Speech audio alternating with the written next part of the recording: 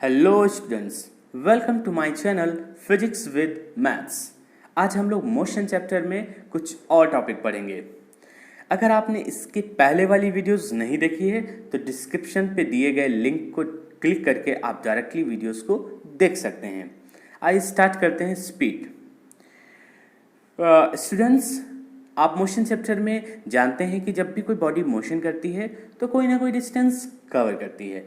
अभी हमें उस डिस्टेंस को क्या करना होता है, मेज़र करना होता है। हम डिस्टेंस को जब भी मेज़र करते हैं तो टाइम के रिस्पेक्ट में करते हैं। हम ये देखते हैं कि किसी बॉडी ने कितने टाइम पे कितनी डिस्टेंस कवर करी है।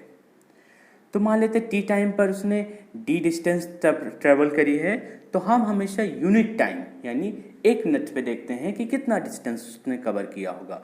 तो वन टाइम में कितना हो जाएगा, डी अपॉन टी। कहने का मतलब डिस्टेंस अपॉन टाइम। तो इसी मेजरमेंट को ही हम कहते हैं यहाँ पे स्पीड। तो स्पीड क्या होती है, तो हम कह सकते हैं the distance travelled by a body per unit time is called speed. अब बात करते हैं यूनिट की।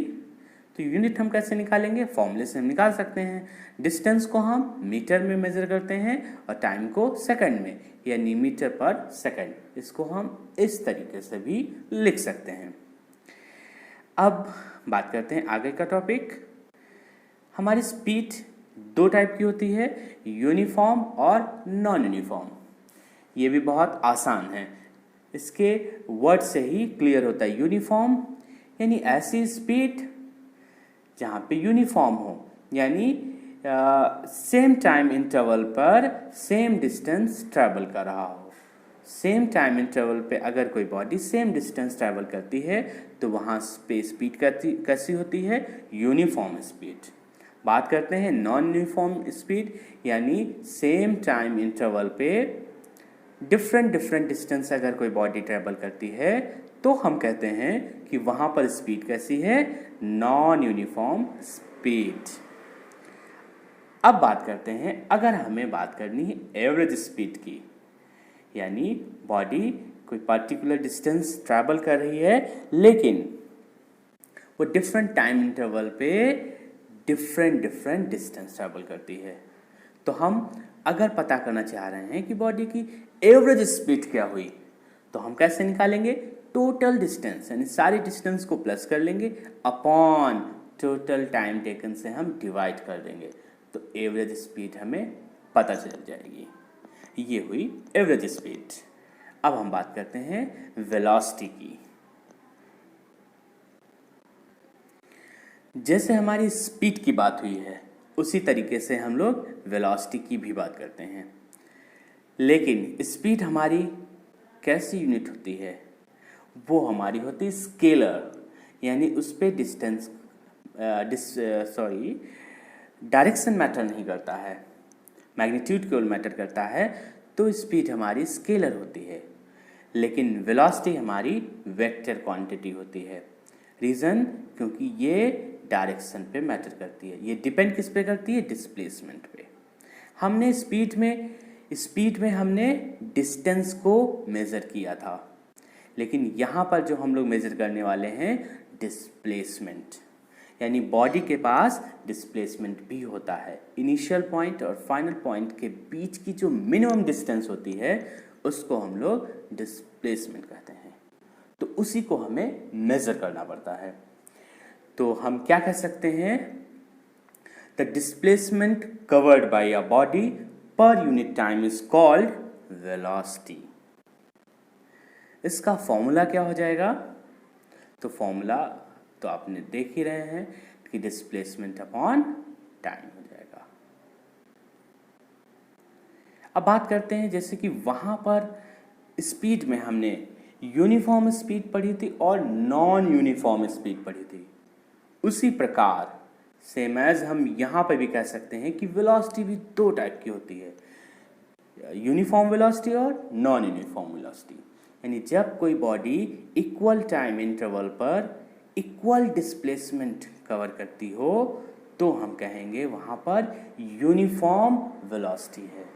लेकिन अगर different time same time interval पर डिफरेंट डिफरेंट डिस्प्लेसमेंट कवर कर रही हो बॉडी तो नॉन यूनिफॉर्म वेलोसिटी कहलाती है। हमें अगर यहाँ पे एवरेज वेलोसिटी फाइंड करनी है, यानी body different different displacement cover कर रही है, तो हम एवरेज वेलोसिटी जब भी निकालते हैं तो initial velocity plus final velocity को प्लस कर देते हैं और 2 से डिवाइड, यानी अर्थमेटिक मीन निकालते हैं हम लोग। इसको हम ऐसे भी कह सकते हैं VAV is equal to V average. Initial velocity को U से डिनोट करते हैं और फाइनल वेलोसिटी को V से अपॉन 2। तो हम शॉर्ट फॉर्म में ये भी फॉर्मूला ले सकते हैं, V average is equal to U plus V upon 2। बात हो गई एवरेज वेलोसिटी की और वेलोसिटी की। अब हम न्यूमेरिकल की बात करेंगे।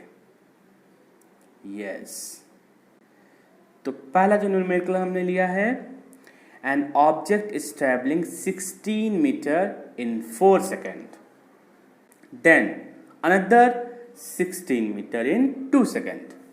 What is average speed? हमें एवरेज स्पीड निकालना है, जो कि निकालना बहुत आसान है।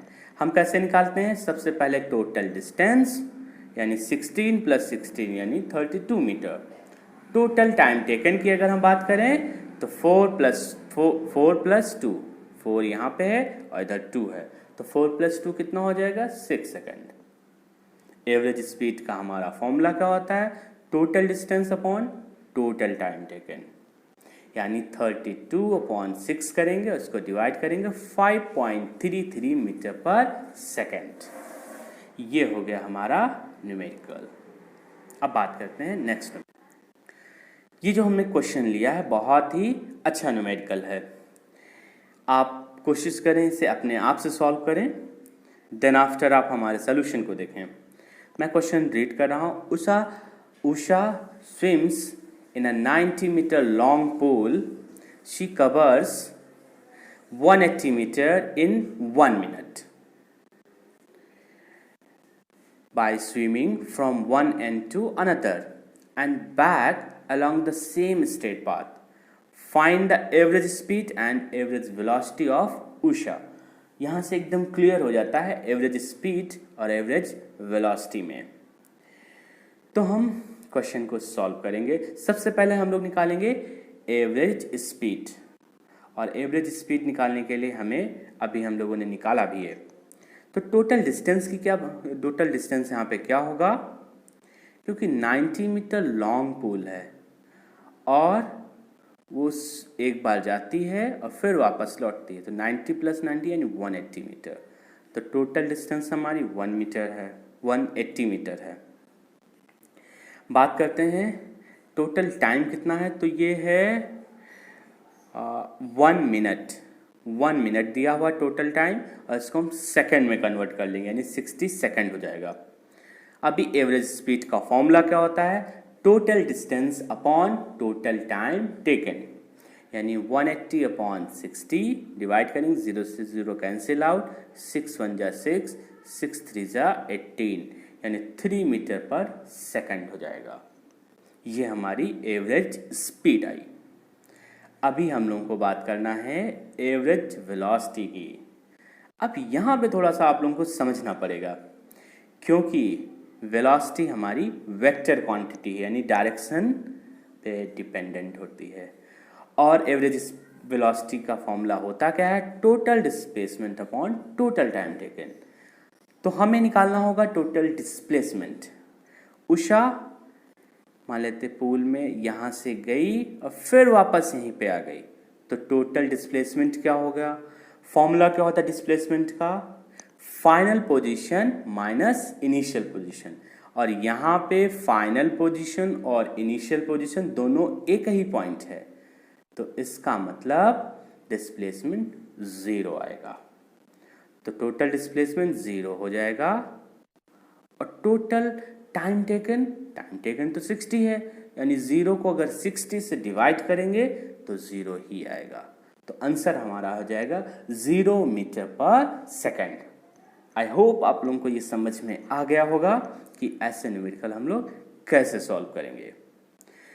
आपको वीडियो हमारी समझ में आ रही है तो आप कमेंट भी कर सकते हैं। अगर आपको कोई अपना मनपसंद टॉपिक पढ़ना है तो आप कमेंट कर सकते हैं। और अगर आपने अभी भी मेरा चैनल सब्सक्राइब नहीं किया है तो आप इसे सब्सक्राइब ज़रूर कर दें, साथ साथ लाइक शेयर भी कर दें और इसके साथ बेल आइकन को भी प्रेस कर दें।